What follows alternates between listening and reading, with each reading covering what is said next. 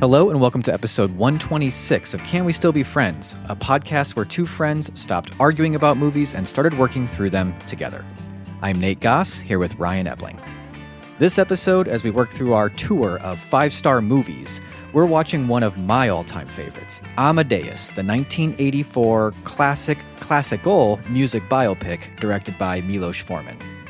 I've loved this movie since the first time I saw it, but it's been a while since I've seen it, and I wondered if it still would maintain that five-star status. Amadeus was a critical hit upon its release. Audiences responded relatively well, earning it over $50 million at the box office. It cleaned up at the Oscars, though, earning 11 nominations and 8 wins, including Best Picture, Best Director, and Best Leading Actor for F. Murray Abraham. In 2024, it received a 4K restoration with the help of the Academy and has cemented its status as one of the greatest films of all time. But what is it about Amadeus that connects with so many people? And how does a movie become a patron saint for greatness? Keep listening. My own sister Antoinette helped him up, and you know what he did? He jumped into her arms and said, "Will you marry me, yes or no?"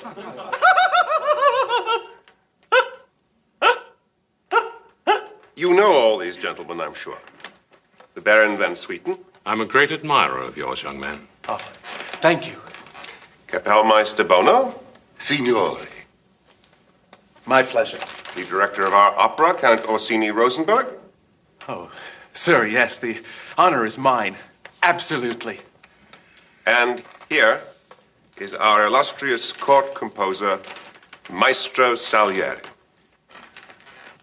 At last. Such immense joy. Diletto straordinario. All right. Well, Ryan, could you feel the tension in the room in that scene? It was pretty palpable. It was, yeah. That was, of course, Tom Hulce. I never know exactly if I always want to say Hulce. That can't be right. No. Hulce, I think it's Tom Hulce. I think so. As Mozart. Wolfgang Amadeus Mozart. Oh, that one. And then, of course, Roger. Of course, the F. Murray Abraham as Salieri. Yeah. Two very notorious composers of the time being introduced to each other. Yeah. And Salieri, the more traditional, older, established composer. Mozart, the prodigy, but also enfant terrible, as they say. Ooh. We're gonna need subtitles for this podcast episode, I guess. That's right. The bad boy of the classical. Well, I guess just the music world at the time. I guess, not classical. Yeah, they called it classical music then. So this is my 5-star movie. Yeah. It is. And I don't know why it felt like an easy choice. Like when you were asking what should we do, it just felt like what came to mind. I want to do Amadeus. I want to watch this movie again. Okay. So do we want to jump straight into just like our experience with the movie, first viewings, things like that? Yeah, we can. Why not? Why beat around the bush? Just get to it. Get to it. Let's sit down at the piano and crank it out. Yeah, upside down and however we need to. Yeah. Why don't you? Keep going first. Go ahead. I'll elaborate. All right. But yeah, this has been for me. It's kind of always been a 5-star movie from even before I would ever think to rate every movie that I watched. I think the first time I saw it was actually like at school. I want to say that like my band teacher, who also taught music theory in high school, it was like one of those where the teacher just needed to kill a few days. So, we don't do that. No, of course you don't. Yeah. I guess you don't even know what I'm talking about, really. That must be back in the day. Back when back in our day. Right. Yeah. But yeah, that they wheel in the cart with the TV on it, and it had like bungee straps on it to keep it on the cart. What a good movie to watch from the back of a class. Yeah, it was on a 21-inch TV with those speakers on the TV. Yeah, that's right. Yeah, but like. That's, I think, my first exposure to it was just watching it in the band room. And of course, watching it over days because it's a long movie. Yeah. And like, I don't think That's probably why they picked it. Yeah, that's true. But and did you love it then? Like in high school, were you like, wow, this is great? Yeah. And you know what I liked about it was like that it didn't really have any like actors that I knew. Like they were all names that I was not familiar with. Even though the movie had already been out for easily like 15 years probably by the time I was watching it. But like, these weren't like big stars. And to me, so for me, these were just like, I couldn't project anything on them. This was really just like Mozart and Salieri. Like these were just like these characters. And I think it was one of my first times where I was realizing like, this is a topic I should find boring, but it's just not at all. It was just so engrossing to me for a weird reason. And I couldn't figure out why. And it was kind of one of those first movies I also feel like where I noticed, wow, this seems like it would have needed to cost a lot of money to make this. And also just like, I can't believe how big this movie is with all of the historical detail that would have been needed. I mean, this is definitely pre-CGI. Yeah. So like, you get these huge, like cathedral-esque like theaters doing full operas, multiple operas. And like, I was just kind of blown away by the scale of it as a movie. Yeah. Big, huge crowds of costumed people and, you know, and it was just one of those movies that I kind of tucked away as like, I like that movie. Yeah. And then like later, one of my roommates in college or my suite mates had it on DVD and they would just kind of have it on in pieces and I would catch it. And then like in my 20s, I watched it once or twice and that was where I really solidified. I really like love this movie. This movie is really great. Yeah.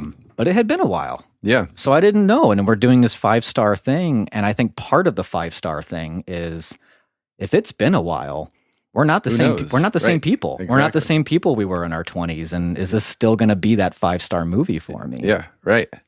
I didn't have a history with it. Okay. I knew of it. You can't take film courses. You can't be interested in film and not know about it.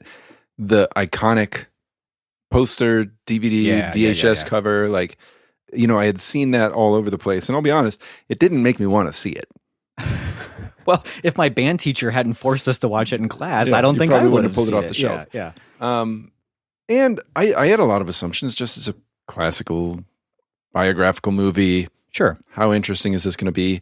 And I saw it when I was watching a lot of movies. Yeah. You know, and I remember being surprised by the modern feel of the acting, Mozart especially, and they don't even try. Like they don't try to make it look like they're acting. And Mozart's got very 80s hair. Yes. The American accents. Nobody's trying to do any sort of accent. Like I feel like a lot of other movies would have made them speak in British accents, even though it's supposed to be in Vienna. But they were just, you know, everybody's accent is their accent. And whatever. I had it on Letterboxd as 4.5. And I'll be honest, I think that was in a spate of rating when I was on Letterboxd first, because I had seen Amadeus long before that. And as I was watching it this time again, I'm guessing I'm jumping to my rewatch because I, for all intents and purposes, had not seen this movie before. Oh, okay. As much as I didn't remember about it. I remembered his laugh, certainly. Yeah. That did not surprise me when I watched it again. But I realized that I just don't know this movie very well. So it was, I guess we're kind of transitioning into the rewatches. It was essentially watching it for the first time, sort of, this time. So you don't even think like when you first watched it, I mean, you at least did get through the whole movie, right? Mm-hmm. And like you did, But I know what you mean. Like there's movies that I have on Letterboxd rated where I'm just like, boy, if someone pushed me to like even remember a single scene of that movie, I'd be like, I have a vague, like, you know, impressionistic idea of that movie. And I mean, I didn't remember the structure of it, that Salieri's old retelling this story. Yeah. I had so little memory or not like knowledge of Tom Hulse. I thought Tom Hulse died. And that's why this wasn't like a propulsive career springboard for him. He's alive. He's very much alive and well. He's acting in things. Sorry, Tom Hulse, for assuming that you died. I forget that it won Best Picture. Like this movie just is one that is strangely been one that is, I know it's always there. Yeah. But it's probably a movie that a lot of people haven't maybe seen for a while. It's kind of like one of those bands that you're like, I don't really listen to them. And somebody's like, what, this song? And you're like, oh yeah, I have heard that song. I didn't know that was them. They're like, that's a huge band. Like, yeah, I don't know. Yeah. I mean, I'm interested to hear what you have to say about it because it's just not one that has been a part of me. Do you want to divulge how you felt about it? Or? I would give it right now 4 stars. Okay. But I want to know what you think about it. And I tried. I don't want to be so predictable about period movies, but I'm just sort of like, But 4 stars is good. 4 stars is good. And we'll get into it. It's some impeccable filmmaking. Well, okay, so yeah, before we jump right into that, I remember you saying this when you watched Harold and Maude, where you had said, okay, I can see the cracks. Yeah. And I did get a little bit of that this time, and we can get into, like, there were some parts where... You saw Mozart's crack. No, I wish I could see his crack. That's one of my issues. Is that he needs not to enough have pulled, Mozart, but... He should have pulled his pants down before when he farted. Yeah, that's not my Mozart. Clothed bottom. But it was kind of like I was noticing little bits of things that I kind of maybe overlooked over the past viewings. With all that said, though, like after the movie was done and I was kind of just like thinking about it and even doing some reading in preparation for this, and I was just like, no, it's pretty hard to knock down a 5-star movie. It's 5-star for a reason. Like I don't give them out lightly. Absolutely. And once it reaches 5-star, I'm probably pretty set on that. Sure. And so yeah, this is still a 5-star movie for me. Okay. That's even with noticing some things that maybe could have been a little bit done better in the movie. Yeah. Is a perfect movie even necessarily automatically a 5-star movie? That's a great sometimes question. You want a 5-star movie that's a little rough around the edges in some areas because it feels more like human art. Yeah. You know? Right. If you know that there are some imperfections, you know the movie's doing something a little bit more risky or real or something like that, right? Yeah. It's worth noting that a perfect movie is not flawless. Exactly. You know? Yeah, right. But what always gave me the impression that this was a really perfect movie was, my God, just the filmmaking. There are some just really masterful moments that could never have been done on the stage play. Which I don't understand even how this could be a play. I guess I don't know how much it was adapted. Yeah. Like, well, and I mean, it's just the playwright baffling to me. Peter Schaefer is adapting it, though. You know what I mean? Like, it's his play. I know that. And, you know, but I guess I'm just wondering what the differences, and I could have looked this up, I guess, but what the differences are between the stage version and the film version. Well, even the play Amadeus was based on another play by Alexander Pushkin called Mozart and Salieri or something like that. It was a very short play. Right. And so, yeah, this does definitely have stage origins. I guess I don't even know how the music really kind of weaves into it. They show the operas the way they do in the movie? I don't think so. I don't know. I have no idea. I did hear, though, now that you brought up Pushkin, that for one thing, the script is not necessarily worried about being historically accurate to who the characters are. Yeah. That Salieri and Mozart had a friendly rivalry. There was no one ever thought Salieri killed Mozart or like anything like that. But Pushkin put it in his play. And there's like a saying, something like Salieri killed Mozart, but Pushkin killed Salieri or something like that. That like, because Pushkin put this in his play, this is Salieri's legacy. Reputation. Yeah. So that's, I mean, there are elements of that are very interesting to me.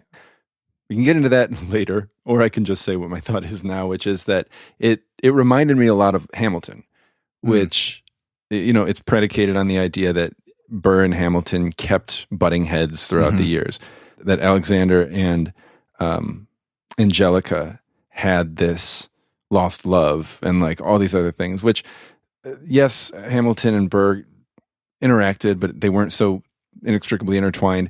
And Angelica was married when she met Alexander. There was never really any sort of sort of thing. So like, so you mean the stretching of the historical, but it just made it in service of what story it's trying to tell. And so that is, I guess, one of the things I want to end up talking about. What is the story that they're trying to tell that does necessitate that dark rivalry versus that jealous rivalry versus the we're working off each other and making each other better sort of thing? Well, I think your comparison to Hamilton is really insightful. I mean, it is it is a story that has these different themes that kind of overlap with each other, whether it's Mozart and Salieri or Hamilton and Aaron Burr. We love stories about genius and about creativity and like people who are doing things within whatever their realm is, doing things that have never been done before. And we love the idea of looking at their process and looking at what they're doing that makes it different in that time from what other people were doing. So you get that in Amadeus. Like if you had a question about like, why Mozart? Why is Mozart so great? And all you do is watch Amadeus. You can hear it. I love the casting of Tom Hulce as this playful goofball because you kind of hear it in the music. Like I love that the music has this playfulness. That's really what I would call it, is like when you compare his music to Salieri's, those characters represent the music. There are so many ingredients to this movie that I just love. But let's go back to what is the story it's trying to tell and why we just like stories about quote unquote geniuses. Right. And then I think you have like what naturally comes up when you personally see someone who's doing something better than you and it's something you've been working at, is just like, that's a very human thing to have jealousy and a feeling of rivalry, even with people you love. Right. Like, you know, I'm sure maybe we've even had it at some point at, you know, it's just like playing guitar or something like that, or you just, that's how our friendship started. It was a rivalry of there was probably, whether it was admiration or it was insecurity, which is, you know, similar. Certainly the admiration Salieri has for Mozart breeds the insecurity, but the insecurity was also already there and stuff. Yeah, for sure. And it's a specific type of jealousy where it's a jealousy that's so knowing. Like the other people around them don't even understand Mozart's genius the way Salieri understands Mozart's genius. Right. And it's kind of the same with Burr and Hamilton. Like Burr is just someone who kind of knows, like, I can't beat him. Compete. I can't do this, you know? What's interesting about that point that you just made is that there's got to be something in the back of Salieri's mind. In some ways, he would think the way that other people don't get Mozart could be validating for him. But not only does he recognize Mozart's genius and his lack of whatever genius Mozart has, the people that he cannot understand why they don't get it love his stuff. And so he's got these people, all these people who he's like, how do you not see this genius? Telling him he's a genius, being like, I don't trust your taste, and you're the ones who are praising me. And that's an interesting part of the story that I think people latch onto as well, is like when people kind of tell you like, oh, that was such a great job you did or whatever. And you kind of know there are so many other people who do it way better than this, you know? Or I've seen what impresses you. This is not impressive. And then the added part of like, whether it's just Salieri's perspective or it's the truth, it's just when you see a genius and it seems so effortless to them.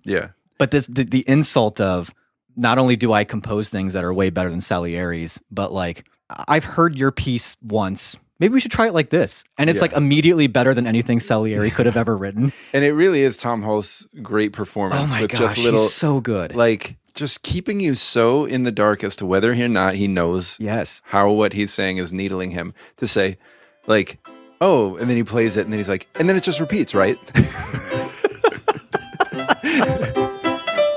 rest is just the same, isn't it?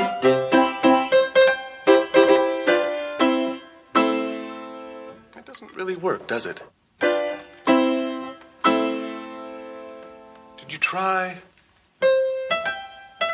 Shouldn't it be a bit more? Or this? This? Yes. Better? What do you think?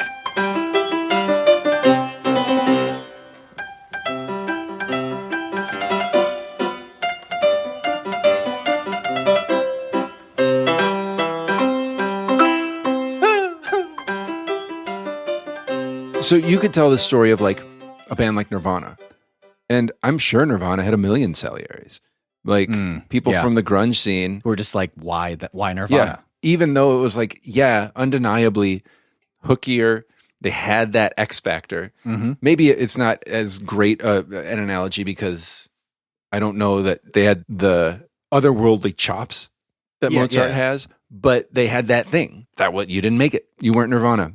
And actually, they don't make Salieri into this terrible villain at all. Like, he's very relatable. He goes insane, but he goes too far. For sure. But he also genuinely wants to help him finish the Requiem. Oh, I think so.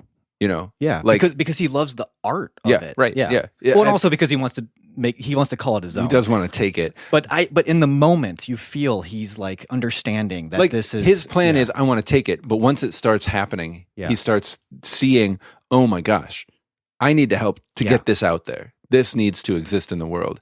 And that, I think, is one of the other really interesting pushes and pulls of Salieri's character, is there are times where his appreciation for the art overtakes his ambition.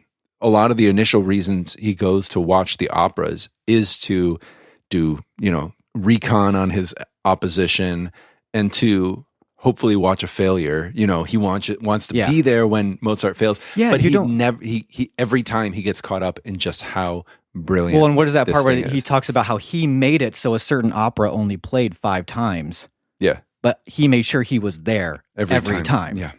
Yeah. And that just sums it up. Right. This is a guy who wanted to cut this person down because they just couldn't stand how good they were. Yeah. But he could not deny how good they were and loved it. And how much the world needed it. Yes. That whole Requiem composition scene is such a just superb moment of filmmaking. You've got incredible performances from both players. And at that point, Mozart is pretty much sickly and he's about to die. He's about to die.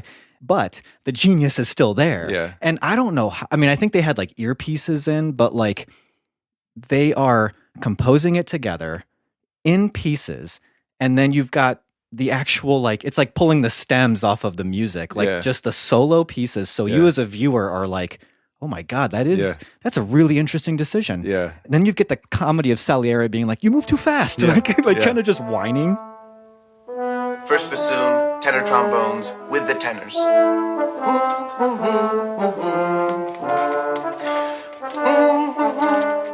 too fast. Do you have it? Not too fast. Do you have it? First bassoon, tenor trombone, what? With the tenors. Identical? Of course, the instruments doubling the voices. Now, trumpets and timpani, trumpets in D. No. Listen to me. I don't understand. Listen. Trumpets in D, tonic and dominant, first and third beats. It goes with the harmony.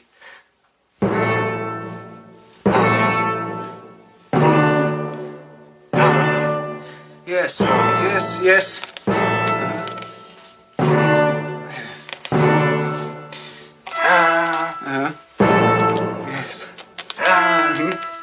Yes, I understand. Yes. And that's all. No, not with a real fire. Strings in unison. I read in our favorite IMDb trivia that Tom Hulce was skipping lines. Oh, okay. Like they would rehearse the full script and then he would skip lines so that F. Murray Abraham was actually lost and trying to keep up. However you get that quality on the screen, I don't care. It works really well. It's so convincing. You see and hear something being composed in real time, and you see an interaction between two actors where they are just lost in their characters. Like I am not seeing a performance. I am just seeing these composers. Yeah. And it's one of those things, and I think we've talked about it before, where a movie is teaching you as you go so that you are totally up to speed. I'm sure if you have, I guess I don't know, if you have like a serious musical knowledge, that scene might seem a little bit like obvious, but whatever. But for most of us, then we wouldn't have understood how is that line doing this, but the movie does it in this way that you are enough of an expert to say like, holy crap, that is what's happening there. And he's transposing. So anything that would seem obvious to someone who knew music, they'd be like, well, he'd have to ask that. What's the time signature? Common time. What's the key? C. Because he's having to write it down, he has to ask the obvious questions. Yeah. But then it's like you kind of see where like Mozart starts going somewhere and he's like, yes. And then and then that gives you the allowance as a viewer to be like, okay, now he's just they're letting him cook. You know, like exactly.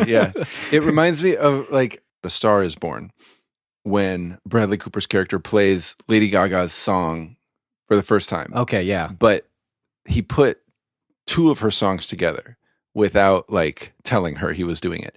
And the first time I watched it, she switches to the chorus and sings it without any practice. I'm like, why the heck would this happen? But then I'm like, oh, that is also that movie saying this is how good a musician they are. If you're a good enough musician and a good enough songwriter, you would have felt this is where we're going and this is happening. And so you see that happening, which is such a testament to the relationship of the characters that it's an interesting thing that, I don't know, it feels like a tragic thing that Salieri thinks he's responsible for Mozart's death. He sees himself in a sense as an antagonist to Mozart's story because their final scene together is they were collaborating. Vibing. Yeah. Like it was all Mozart's idea, but you saw Salieri not jealous of the talent, not bewildered by the talent, but seeing, I see what you see. This is okay. Yes. Now I see why you thought that. And yes, I see. I wouldn't have made that leap, but I see it. Right.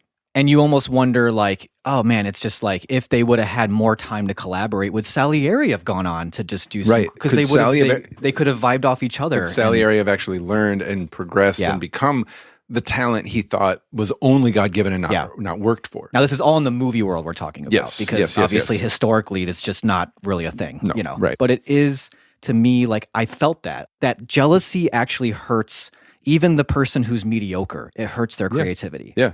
Even if you're mediocre, then just spend a ton of time with that genius and try to learn what you can, Yeah, all that time you spent hating it, you were wasting time you could have learned, wasting time you could have spent appreciating it. Just full on, like, that's another sort of tragedy, that Salieri couldn't, when he was alive, appreciate what Mozart was doing, and then once he died, could definitely not actually appreciate it, because there was always those associations of his jealousy and his inferiority and his hand in ending it all. Yeah.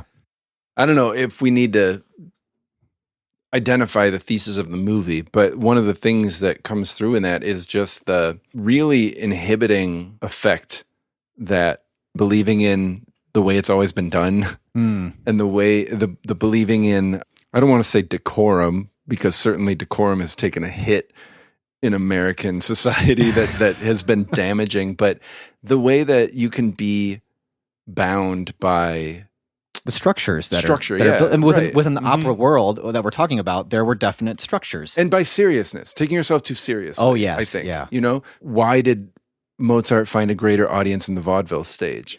Because that was an audience that knew playfulness. Yes. That was an audience that had fun. And I love how he has fun with vaudeville. Exactly. It's not like he's like, this is beneath me, but I'll do it for the money. He's just like having a blast, and his kid likes it. Yeah, he doesn't go watch that vaudeville thing and be like, this is not my scene. He's like, this is a blast. He's like, this is great. My son's rapped right now. Yeah. And it's over the top. Tons of stuff came out that horse's butt. But like, and also like, look at the people. Like the people are reacting to this, and it's fun. Right. Like, this is so fun. Yeah. It reminds me, oh man, this is just reminding me of a million things. I'm sorry I'm doing that. But it reminds me of when I saw Jeff Mangum from Neutral Milk Hotel play. Okay. And he had been a recluse for years, and then showed up on the internet on somebody's video playing at Occupy Wall Street protest. And then he ended up going on a tour. We saw the show in Milwaukee, and he started on the second song or third song, and these two teenage kids walked right up to the front. It was a seated show. And everybody was like, don't scare Jeff Mangum because away. Of what you're talking about, the structures that were built. The Don't scare him away. Yeah. Security came and brought the kids back to their seats. Starts the next song. Same two kids walk to the front. Security starts walking down the aisle. Jeff Mangum stops the song and says, hey, let him stand. It's a rock show. And we all looked at each other, and everybody stood up and rushed to the stage. And the show, where the first 2 or 3 songs were everybody sitting quietly in their seats, listening to Jeff Mangum, hoping we didn't scare him back into his hole, the show became a sing-along. Yeah. The audience sang to drown him out, and it became this wonderful, just super enjoyable experience. And it was all so much better because we just said, what's fun about this? Why did we like this in the first place? Yes. Yeah. And certainly for a band like Neutral Milk Hotel, it was because of the boundary pushing that Elephant Six and all that stuff did. And we were reminded of it that night. And that's what Mozart, like Amadeus takes Mozart, who is classical, who is one of the 3 people you can think of when you think of classical music. And so you're thinking Bach, Beethoven, and Mozart, basically. And all the rigidity that comes with that, and reminds you like, no, this guy was farting and he was having fun. Yeah. He was just seeing what he could do with instruments and with voices, with story. And this is what the world needed at the time. Yeah. And they didn't get it. And you kind of realize, though, that he was only able to have that kind of attitude and that fun because he was like this child prodigy that had put in the work. Yeah. Like he had put He in had the his work. 10,000 hours by 6. Exactly. And honestly, though, I think what it also shows, without actually having to show it, is that is what that would do to someone. Like you're kind of done with the decorum and the structures, because you're going to get to a point where you're just like, well, now what? Yeah. Like, what do I do with this for the rest of my life? Yeah. I guess I'm just going to kind of like stop caring. And he stops caring socially. He stops caring in every way, and musically. Ultimately, like health-wise. Yeah. Which is both good and bad. But to me, it's kind of like this. It's another way of also showing that this is a guy who was like a rock star of his day. Yeah. And a lot of rock stars have that sort of attitude of like, I've already got all this success. People love Yeah. me. Now what? Yeah. All I can do is just let's have some fun. Yeah. Or let's just see what we can break. I'm gonna go electric. Yeah, Exactly. I'm gonna combine these things, and I'm gonna break these rules. Because once you realize that all that love, all that adoration doesn't actually satisfy you that much, it's kind of like, well, now what? I guess I'm just gonna do what I want to do. Yeah, and you see that all over the art world. Every artistic endeavor. I feel like every legend of an art form was despised at first by the establishment, at least. And oftentimes it's because they're so aware of those structures and the rules and the guidelines of how you're supposed to do this. Way more things seem very quickly vulgar to them and obscene. Yeah. And so that's how they discounted Mozart. This guy's vulgar and obscene. Whether it was like, we're not going to do it in German because that just, I don't know, sounds ugly. I don't know. Or we're not going to do a story that's that's French because it's, subversive and it's going to cause a lot of riots and whatever, And it was also an interesting choice by the filmmakers to put all the German operas in English, but keep the Italian operas in Italian. Yeah. I think it drives home the accessibility, like the way that he was bringing opera to the masses a little bit more with the German. Right. Yeah. But I also love that, and it's another pretty funny part when you've got the magic flute part where it fades from his bickering mother-in-law. Exactly. And that's the vaudeville, the vaudeville influenced opera that he's doing. You marry him, you won't have a pot to piss in. You selfish thing. Selfish, that's what you are, selfish. Simply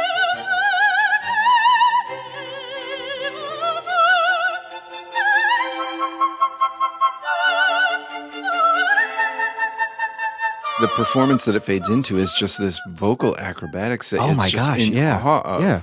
And I don't know what the audio was, if there was a specific opera that they just reused, or if they re-recorded everything was things. made for the movie. Wow. It was St. Martin of the Fields was the orchestra by Neville Mariner, I think is the name of the conductor. I mean, this was all music. Again, it's just sort of this is a big movie. Yeah. This is a movie that costs a lot of money, Yeah. and they actually But I don't know. amount. It was 18 million. Well, I guess that's true. Yeah. Yeah. Well, part of it is that they shot it all in Prague. Yes. So They didn't have to build those any sets. beautiful sets are just actual locations. Right. It really makes me That want to go to helps. Prague. Yeah, actually. for sure. But I also read Tom Hulce really committed to learning piano. yeah, And practice 3-4 hours a day. and could actually do the upside down playing part. And he could play every symphony that's in the movie, he could play on the piano. It's amazing. Yeah. We should talk a little bit about Tom Hulce then, because there's that aspect of it. But it's not just, I learned how to play piano because I played. It's he got the feel down. Yeah. And then that's just the piano playing. But one thing I noticed this time is I love the physicality of his performance. Everything, the way he walks, the way he conducts an orchestra. Yes. Where he's almost dancing and jigging while there's that one scene where he's kind of got his both arms up and he's kind of swinging them like this while he's, I don't know if that was Milos Forman telling him to do that or if that's just something he threw in. I'm pretty sure the laugh was something he just made up. Yeah. Again, IMDb trivia. He based it on a director he had worked with who just had an incredibly obnoxious laugh. But how great is it? How But great is that? historically, people often remarked about how obnoxious Mozart's laugh was. Yeah, but someone had to come up with what that sounds like. Yeah. And I think it's I think it was all pretty him. great because that laugh sounds awful. It's awful, but it sounds natural. Yeah. It sounds this isn't a performance of an obnoxious laugh. This is a guy who can't really control how his laugh sounds, and it just sounds like that. Yeah, which is a great piece to add to the character, that it's all just coming out of him. It's not forced. He just doesn't have much of a filter. He did work hard at it to get there, but it's also just this outpouring that he can't help. Opera is here to ennoble us, Mozart. You and me, just the same as His Majesty. Bella Barone. Veramente. Oh, bello. Come on now, be honest. Which one of you wouldn't rather listen to his hairdresser than Hercules? Or Horatius, or Orpheus. People so lofty they sound as if they shit marble. What? Govern your tongue, Mozart. How dare you? There is something in there, I think, about the self-destructive nature of genius. And also that if you think of Mozart as kind of a rock star of his day, we have so many examples of this. We have so many examples of rock stars that just wasted away. And I think there's a way in which the movie is tying Mozart to that history and that legacy. He died like a rock star. Yeah, but like this is more like Elvis, where it's like Mozart, there was a moment where he was kind of a rock star and people loved him, and then something kind of happens and he kind of loses that. That was a crack in the movie, I thought. All of a sudden, it was like, oh, I guess nobody likes Mozart anymore. Yes. Yeah.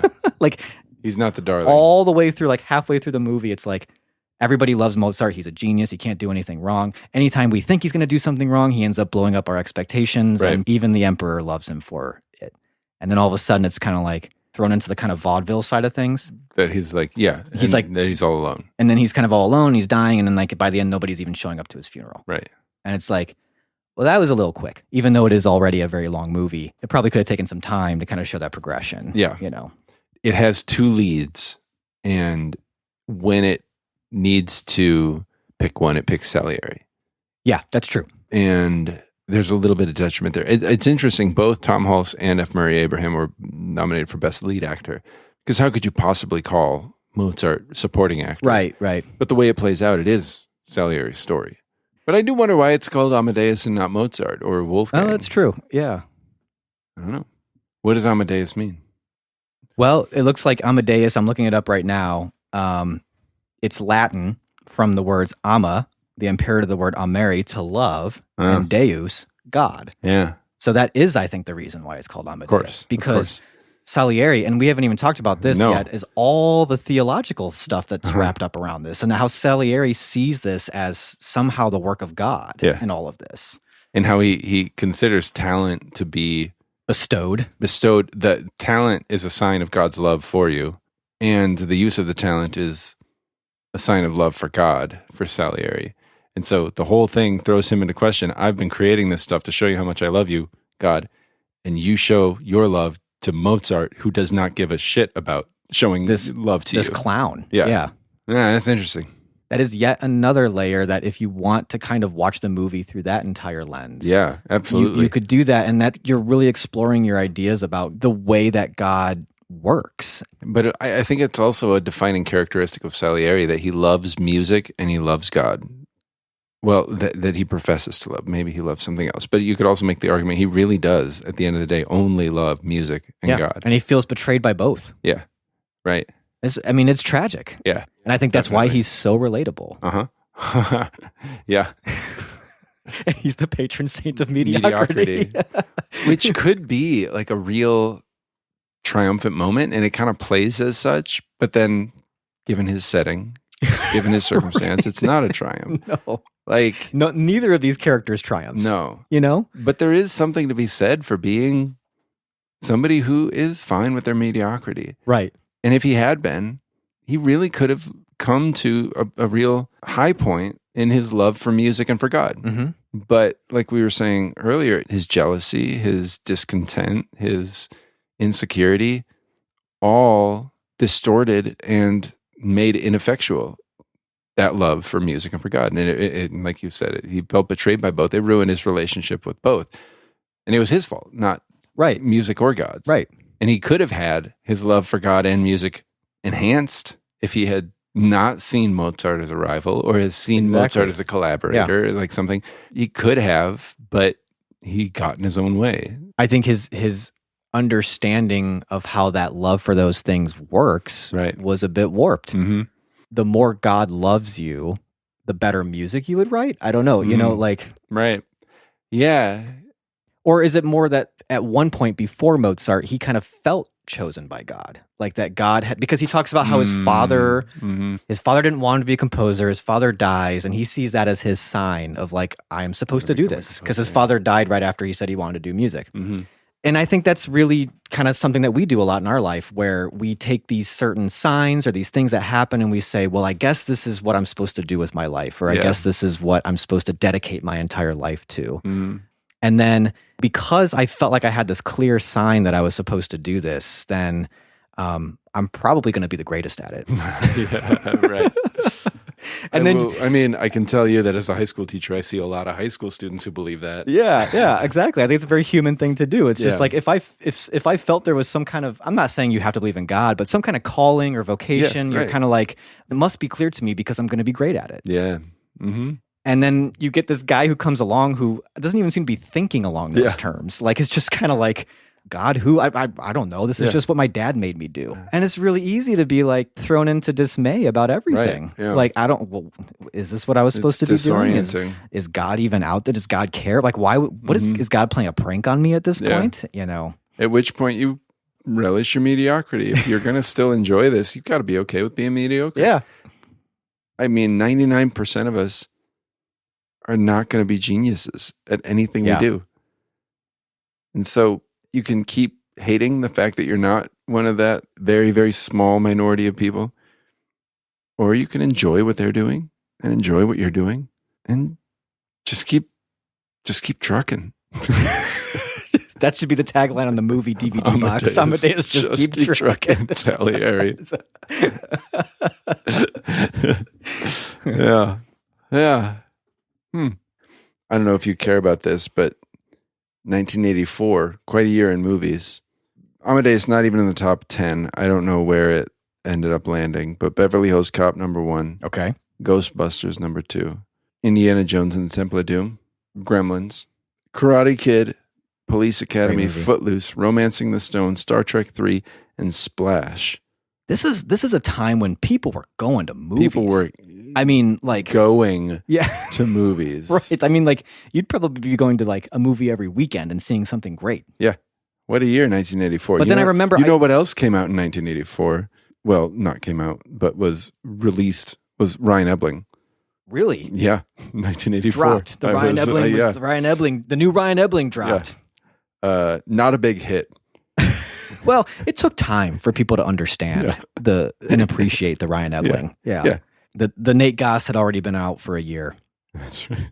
You know. Yeah. People were over it by then. That's true. It came out with a bang, but then it was like people kind of forgot about it. Yeah. Also, Michelle Yeoh made her screen debut in 1984. Dig through those archives. Okay.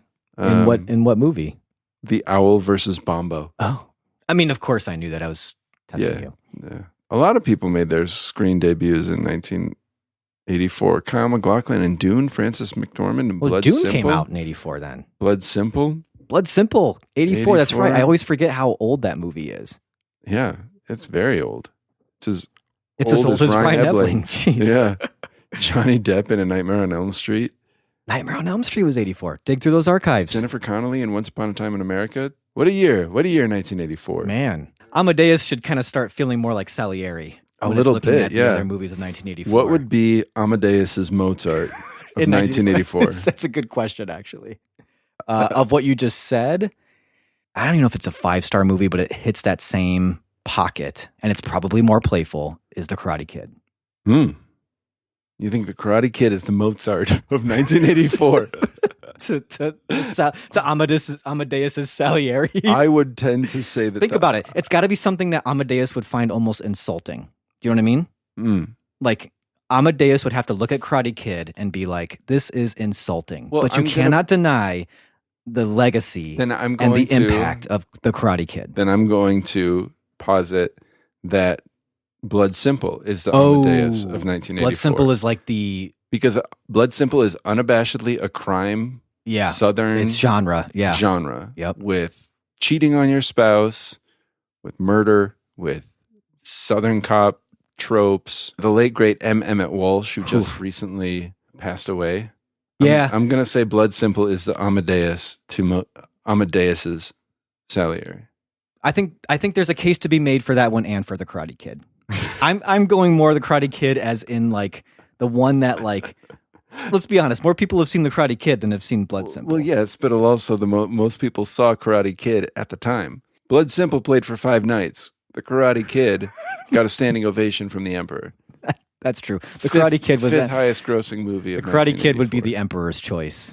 But I'm going to stick with this as my choice. And the reason I'm going to stick with it is if you go for the first scene where Salieri's humming his tunes versus Mozart's tunes. Okay. And the priest is like, I know that one. If you say a line from Blood Simple, your average person, what's that from?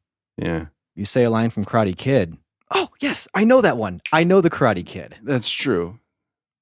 But I know what you're saying. I think there's a case to be made for both. okay. I think they're both valid. They're both valid answers for what the Mozart to Amadeus as Salieri. Yes. Hoping our listeners can understand what we're getting at here. If they can't, I feel like it's very clear. Hey, give us some feedback. Yeah. Listeners, what What's do you think is what's the Mozart of 1984 to Amadeus' Salieri? Yeah, it's obviously Karate Kid. Yeah. Well, agree to disagree. Wow, we turned this into a classic episode. Right. By fighting. I think before we wrap this up, I mean, do we need to talk a little bit more about F. Murray Abraham? I guess we have not talked that much about him. Because I think he really is great. You have to, the movie doesn't work without the whole dynamic of what F. Murray Abraham brings to this. He has some of those great reaction shots. Oh, yeah. The amount of acting he does without speaking is amazing. And he does a lot of speaking, but still. But also, like, you see the, like, almost split second where you get the genuine reaction. Yeah. And then he's sort of like doing the, like, okay, how do I kind of be decent about this? Right. Or how do I hide that I am totally enthralled by this? That too. Because he's got the, I can't show that that hurt me, but also I can't show that this moves me. Yes. The reaction to Mozart the man versus Mozart the music. Yes. Again, we go back to the physicality and how Tom Hulce is so, like, kind of loose and bouncy and playful, and he is just so stiff the whole time and just doesn't have that same kind of, like, swing to him that Mozart has. Yeah. And then you get all the scenes of him being older. Right. And that's just him basically delivering monologues. Yeah. And I just think he makes really good choices. Mm-hmm. That mix of, like, admiration for Mozart in moments and then really quickly shifting into remorse and but also the performance, it's interesting. He's kind of like playing this haunted character as the older person, but it's also the most physical he gets. He's speaking with his hands that's true. much during it's almost like scenes. he maybe learned a little something from Mozart or just I think F. Murray Abraham's probably a super underrated, undervalued actor. I mean, even though he won the Academy Award, but even still, because that was so long ago. Yeah. 40 years by some measures. By a Ryan Ebling measure. Yeah, he's a Ryan Ebling lifetime away from his Oscar win. Now, that being said, you're making a lot of good points. I think I'm enjoying the conversation about the movie more than I actually enjoyed the movie. We kind of need to tackle this here because. So for me, I don't think it rises. And that's okay. To a 5 or up to my uninformed 4.5. I don't want to fight, but why is that? Is it because it's just not your type of movie? Like the whole sort of period piece, historical drama. I think that is a big part of it. But you love Little Women. It's like one of your all-time favorite movies. Well, I don't know about that. Yeah, I'd have to think about that for longer than I want to think about it right now. But I don't think it's just that. I do think as much as I think Tom Hulce's performance is a choice and it's a service to the movie, I also just don't like it all that much. Oh, really? Okay. At times. I don't know. Maybe I'm wrong for saying that. But I don't love Mozart as a character, and I know you're not supposed to love him as a character, and I know it doesn't matter whether you love a character to say that a movie is good. I know we're kind of trying to figure out quantifying what a 5 is, and I should be able to say what makes it not a 5. But we also say that something about a 5 is in the gut, and whatever it is, just I think it's there almost for me. all in the gut. Yeah, I mean, honestly. Yeah, the way we. Yeah, I guess what I'm okay. I'm gonna change it a little bit. I'm not expecting you to say it's a 5 because I think you just know, and there's nothing I can say. But why not a 4.5? But why not a 4.5? I feel like we're kind of quibbling over here. We might be quibbling, but I guess what I kind of want to get at is to be a star apart. I guess what I kind of want to get at is like, let's just be honest. Let's just pull it back. Were there moments where you were just checked out, or was it just where was it just? I think there were. Yeah, I think there were. I think like I didn't need all the scenes of him writing the Requiem at Night. With the pool table and the ball. Yeah, maybe there aren't as many as I thought, but I feel like I don't fully understand his wife's character. Yeah, when we barely even talked about Stanzi. Yeah, I think she's underwritten, and her motives and why she does what she does is a little bit unclear. She just felt a little convenient, I think. I will say this. Supportive when the story needed it. Yeah. Not when the story needed it. What I would say for that, I agree, underwritten. That's a crack in the movie. Mm-hmm.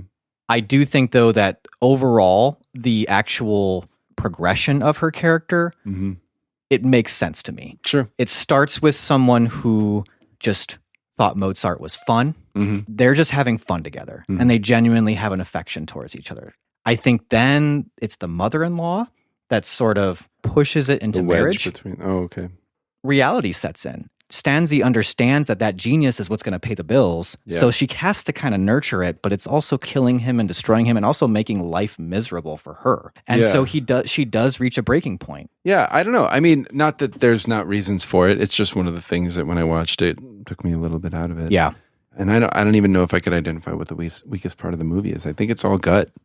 That's just saying, like, for me, it's a 4-star. Maybe that's dissatisfying that I can't come back with something better than that, other than just I didn't enjoy it as much as you did. I don't think there's anything. Sometimes you just can't explain it. Yeah. No, it's a great pick, and I'm really glad I got to watch it again. I'm really glad I got to talk about it. I'm really glad it's a 5-star for you. And it always will be, I guess. That's just the way it goes. There for me, yeah. And that's fine. That's part of this whole project. That's part of the project. Yeah. So, all right. But I think we can still be best buds on this. Right? Oh, yeah. If you would have really disliked this movie and had a whole bunch of digs about it, then... Yeah. I don't have that much bad to say about it other than just not just didn't connect. Yeah. And that happens. Mm-hmm. I mean, it's wrong, but it happens. Of course. And I'm fine with that. All right. Well, then, I don't know. Why don't we go ahead and just... start talking about what we want to talk about for our next 5-star. 5-star, yeah. Which would be not next month, but the month after. Which makes it what, July? July, yeah. Well, we did a bonus features episode last month. Yeah, which was a lot of fun. A lot of fun, a lot of good feedback on that one. Yeah. Next month in June, we're going to do another bonus features. Just shooting the breeze. Who knows where that'll go? Go anywhere. It could go. Yeah. It could go nowhere. Could go absolutely nowhere. We could just, who knows? But for July... Summer. It's summer. Peak summer. That's right, peak summer. You might be heading to the beach. You might not be after our July episode. This is not only a 5-star, this is one of the movies that I have called, and I believe Nate concurs, is a perfect movie. Yeah, so I mean, like, I don't even know what our angle is on this other than... Let's just have fun talking about this awesome movie. Yeah. We've done movies by Spielberg before. We've never done the text of Jaws. 1975. Jaws celebrating its 100th anniversary, if my math is correct. Centennial Jaws. But this is the summer movie. Yeah. The movie that made this is the movie that concept kicked off the of idea. summer movies. Yes. Why have we not done this in the summer? Why haven't we done Jaws? I don't know. Maybe because we felt like... In a way, we're kind of... Who are we to... Yeah, well, that's true. Yeah. To face God in the holiest of holies. Yes. But we're doing it. We're putting the bells on our feet and tying a rope around our ankle. Yes. If you know, you know. We don't even need to look at any of the other movies from 1975, but Jaws is the Mozart of whatever other Salieri was going on that year. Exactly. You know what I mean, listeners? Yeah. They know. Yeah. They just heard the whole thing. And we explained it very well. I think so, too. It makes a ton of sense. And we're doing Jaws. And I keep saying it because I'm really excited. No, this will be fun. And actually, I'm excited, too, movie. Because you show this in your class, I have. right? You have. Yeah. It's been a few years. And I feel like anytime we've done a movie that you show in your class, you have, like, so many viewing experiences and so many different times that you've had to kind of teach what you've gotten out of it along with what your students have gotten out of it. So like, as a very intellectual exercise of course, for Jaws, this is going to be academically rigorous. Yeah. You leave your blockbuster hat at home. Exactly. And you bring your film... What's the French hat? Beret. You bring your film beret. Not even film, it's cinema. Cinema beret. That's right. And you talk a lot about the mise en scène. Jaws. Oh, oui. Of Jaws. You mean Jaws? I think the whole episode we should keep referring it to as Jaws. Yes, absolutely. And we will. So join us next month when we talk about whatever it is we're going to talk about. Yeah. But if you've seen Amadeus, if you've seen Juz, Right. we want to know what you think. That's right. We do want to know what you think. And so, to listen to or comment on this or any of our past episodes, you can always find us at canwestillbefriends.net, or you can email us at feedback@canwestillbefriends.net. If you'd like to leave us a voice message and be featured on the podcast, email us a voice memo. As always, we'd love it if you could subscribe and leave a rating or a review at Apple Podcasts, or a comment on the episodes, as my students found out you can do on Spotify. Yeah, I saw some of those comments. Yeah. Good stuff. Keep them coming. I think all the comments were, please do an Emilia Perez episode, so I don't know so if they were good stuff. Don't keep those comments. We heard you. Yes, noted. I It's also noted. spoke to you in person and said no, but who knows? But those ratings do really help spread the word about our show. Can We Still Be Friends is written and produced by Ryan Ebling and Nate Goss, and edited by Nate Goss. Thanks for listening. We'll catch you next time.